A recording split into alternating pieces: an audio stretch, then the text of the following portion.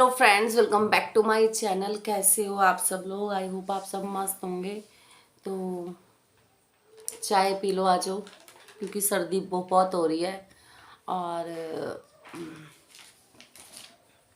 कपड़े बहुत सारे धोए थे, दिखाती हूँ आप लोगों को। देखो, इधर घुमाती हूँ, देखो ये बहुत सारे कपड़े धोए हुए हैं। और इसको तय करना है। अभी मैं ऊपर से लेके आई हूँ, वॉशिंग मशीन खराब हो रही है तो हाथ से सारे धोने पड़ रहे हैं। सो फ्रेंड्स, अभी मैं कहीं से आई थी तो मैं आप लोगों को बता देती हूँ। लाइफ सबकी ऐसी है, किसी की भी लाइफ स्मूथ नहीं है। लाइफ को स्मूथ बनाना पड़ता है, एफर्ट्स लगाने पड़ते हैं। तो बोलते हैं कि निधि को ससुराल से निकाल दिया, निधि को ससुराल से निकाल दिया, उसको उसके 45 दिन के बच्चे को नहीं देखा गया, उसको ससुराल से निकाल दिया। एक बात बताओ, और उसका कंपेयर किसी अदर के साथ किया गया तो उसको ससुराल से क्यों नहीं निकाला गया? तो आप खुद सोचो ना कि उसको ससुराल से क्यों नहीं निकाला गया, उसको ससुराल से क्यों निकाला गया। देखो, कोई भी आप किसी भी जगह पे चले जाओ, वहां आपको अपनी एक इमेज बनानी होती है। चाहे आप कहीं जॉब भी करने चले जाओ ना, वहां पे भी आपको एक अपनी इमेज बनानी होगी। अपने किसी से सैलरी लेने से पहले अपने फुल एफर्ट्स, अगर आप 200% एफर्ट्स वहां प्रेजेंट करते हो तो आपको सैलरी मिलेगी 90%। 100% फिर भी नहीं मिलेगी पूरा, जब आप पूरी मेहनत करते हो। तो ससुराल में अपनी जो औरत होती है ना, वो त्याग की मूरत होती है। तो बहुत जगह ऐसे कॉम्प्रोमाइजेस करने पड़ जाते हैं। जब लड़की शादी करके ससुराल जाती है ना, तो बिल्कुल एक ऐसे रहना पड़ता है जैसे कि किसी की बात का, किसी की उसका मुझे कोई असर नहीं है। ठीक है, तो अपने बहुत 100% देना होता है, तो सामने वाला आपको अपनाएगा। तो ठीक है, अगर अगर उसको ससुराल से निकाल दिया गया तो देखो, कहीं ना कहीं गलती तो उसकी भी होगी ना। ऐसे कौन निकाल देगा? अपने पोते को कौन जाने देगा? कहते हैं ना, मूल से ज्यादा ब्याज प्यारा होता है ना। मूलधन से ज्यादा हमें उस पे जो इंटरेस्ट आता है ना, उसमें ज्यादा दिलचस्पी रहती है कि हमें इतनी ही रकम पे कितना ब्याज मिल रहा है ना। तो वो एक कहावत है कि मूल से ज्यादा ब्याज प्यारा होता है, बेटे से ज्यादा ना पोते प्यारे होते हैं, पोतियां प्यारी होती हैं। तो बहू की तो मैं बात ही नहीं कर रही हूँ, बहू की तो मैं बात ही नहीं कर रही हूँ, अभी सिर्फ बेटे की बात कर रही हूँ। कि एक उस माँ को देखा गया जिसकी गोदी में ओनली 45 डेज का बच्चा था। उस माँ को देखा गया, उस माँ का दर्द महसूस किया गया। उस माँ को क्यों नहीं देखा जा रहा जिसने 30 साल का बच्चा पाला और फिर खो दिया? उस माँ को क्यों नहीं देखा गया भाई? उस माँ को भी देखा जाना चाहिए था ना। वो कहते ना, उसको अपने 45 दिन के बच्चे का इतना दर्द था कि वो इतना झूठ तोलने पे आ गई, इतना किसी को बदनाम करने पे आ गई, क्योंकि उसको उस 45 दिन के बच्चे को एक अच्छी परवरिश देनी थी, जिससे दुनिया का द भी नहीं पता है। ठीक है, उसे दुनिया का कुछ नहीं पता है अभी, वो दुनिया में आया है अभी। और उस 30 साल के इंसान का क्या, और उस 30 साल के लड़का या आदमी लगा लो, उसकी माँ का क्या यार? उसकी माँ का कोई दर्द नहीं। उस पे कलंक लगा दिया गया कि उसने उसको दवाई नहीं दिलवाई।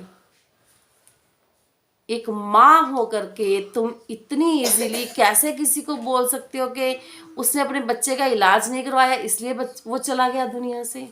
शेम ऑन यू यार, शेम ऑन यू।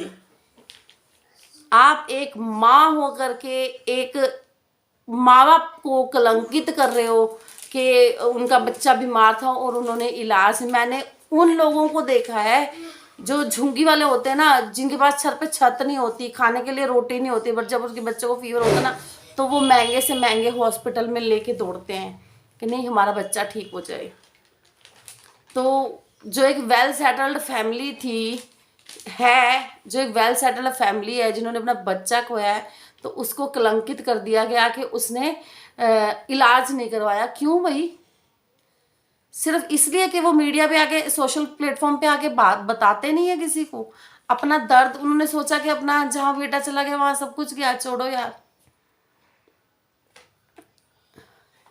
बहू कह देते हैं, बहू बन के दिखाना बड़ा मुश्किल है, बहुत त्याग देने पड़ते हैं।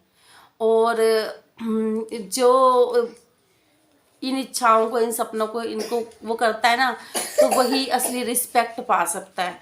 ठीक है, ऐसी रिस्पेक्ट नहीं मिलती है कि अगर आप छीन के किसी से लोगे, वो रिस्पेक्ट आपको नहीं मिलेगी। रिस्पेक्ट लेनी पड़ती है। मेरे ससुराल वालों से इतनी फाइट हो गई है, इतनी फाइट हो गई है। आज की डेट में अगर मैं उनको फ़ोन करूं तो वो जी हाँ जी बोलेंगे, क्योंकि हमने अपना वहाँ जहाँ 100% देना था, वहाँ हमने 200% दिया है। हाँ, कुछ बातें ऐसी होती हैं कि हर फैमिली में होती हैं, किसी में थोड़ी होती हैं, किसी में ज़्यादा होती है। मैं ये नहीं बोलती कि सरासर उनकी ही गलती थी, कुछ गलतियां हमारी रही होंगी। बट अगर आज मैं बोलूँ ना, अपनी सास को फ़ोन करूँ ना कि हाँ बोलूँ कि माँ ही बोलूँ ना, तो वो मेरे गले लग के रो देगी, इतना मुझे पता है। ठीक है, तो ऐसा रिश्ता होना चाहिए सास और बहू में। और इतना किसी को मत बोलो यार। तुम एक माँ होकर के उस माँ पे क्वेश्चन कर रही हो कि तूने अपने बच्चे का इलाज नहीं करवाया। शर्म नहीं आती यार तुम लोगों को? व्यूज के लिए मर रहे हो, भूखे मर रहे हो। अगर वो औरत 45 दिन के बच्चे के लिए लड़ सकती है,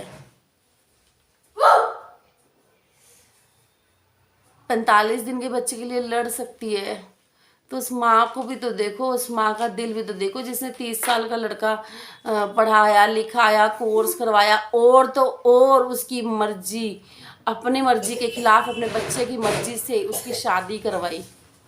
ठीक है, और रही बात, आप लोग बोलते हो कि उसकी शादी उसके देवर से क्यों नहीं हुई। एक बात बताओ, उससे ही करवा के वो तर गए हैं, देवर को और खोएंगे वो। उससे ही करवा के तर गए थे वो तो, जहाँ वो कपड़े फाड़ रही थी, मूर्तियाँ तोड़ रही थी। तो बताओ कौन रखेगा? अगर आपके घर में कोई ऐसी औरत आ जाएगी जो आपके भगवान की मूर्तियों को ही आपके हाथों से बनाए गए मंदिर को ही तोड़ने लगेगी, क्या आप अपना लोगे? नहीं अपना सकते। तो कुछ बोलने से पहले ना कोई वीडियो ऐसी बनाया करो जिसका कोई लॉजिक हो। चापलूसी करो इतनी भी मत करो कि बस तुम गंदगी भी चाटने लगो। चापलूसी इतनी करो कि हाँ थोड़ी बहुत बटरिंग कर ली तो तुम तो सब कुछ ही चाटने लग गए यार, गंदगी। हद है यार, कुछ अपना भी स्टैंड बना लो, अपनी भी कुछ इमेज बना लो। एक माँ बाप की परवरिश पे तुमने क्वेश्चन मार्क लगा दिया। शर्म नहीं आती है तुम लोगों को? एक माँ बाप की परवरिश पे क्वेश्चन मार्क कर दिया तुमने कि सास ससुर नहीं पूछते हैं। सास ससुर तब नहीं पूछते हैं जब आपने ना पूछा हो। अगर मैं आज की डेट में बोलूँ अपने सास ससुर को फ़ोन करके मेरे हस्बैंड को तकलीफ है ना, यहाँ पे 10 गाड़ियाँ खड़ी कर देंगे वो। पर अपने एफर्ट्स पहले लगाने होते हैं। ठीक है, अपने एफर्ट्स पहले लगाओ, फिर देखो।